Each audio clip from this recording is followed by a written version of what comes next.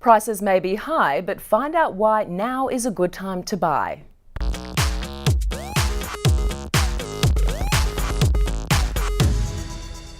Hello and welcome to Clearance Rate, a full wrap of the nation's residential property market over the last week.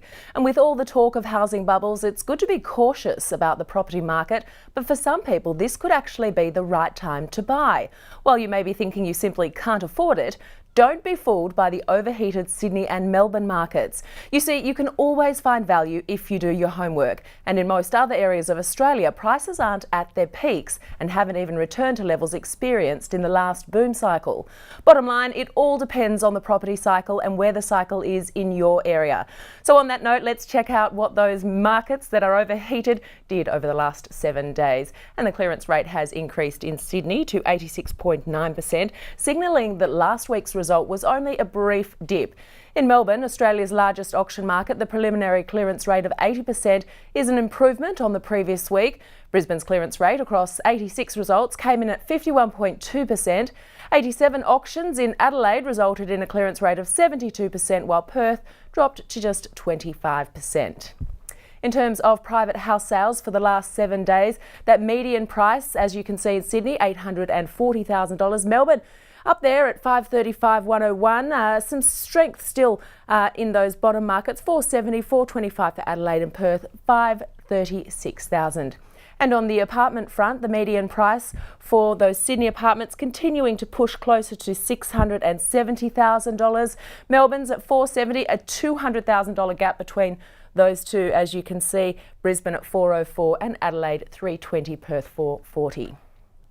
In terms of overall price direction this week, we are seeing most of those markets just ease off slightly. You can see Sydney 0.3% of a dip, Melbourne also backpedaling by 0.8%, and Brisbane just pulling back ever so slightly. It's great to see that in terms of those Sydney and Melbourne markets just easing off, but look at that annual change. It's still right up there, and that's what I guess investors are really looking at. Time now for our weekly Stickybeak, and this week it seems $1 million in Sydney's inner city really does only get you slim pickings.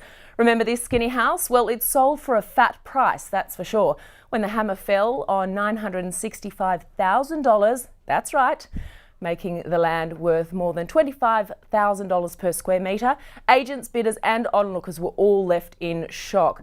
It's got an internal area of 48 square metres and a land area of 38 square metres.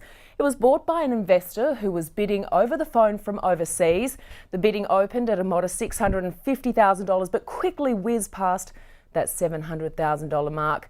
That was the price guide. To land the final result, of course, to put things into perspective, the property was last sold in 1981 for $54,000. And depending on the quality of renovations, it could fetch a rental return of between $600 and $650 a week. To the bottom of the country now, and despite 4 out of every 5 Melbourne properties selling at auction, there still wasn't enough of a frenzy there to get this property over the line. It's absolutely stunning, this one. Middle Park is the suburb. It's at 156 Page Street. It had expectations of more than $3.3 million, but it was passed in on a vendor's bid of $3.4 million. Now, the auctioneer, Greg Hocking, says there had been 3 parties that were seriously interested in the 4-bedroom Edwardian home, but it unfortunately didn't find a buyer. Well, it is an absolute stunner, and if I had that money, I would definitely be bidding. And that is Clearance Rate for now. More again next week.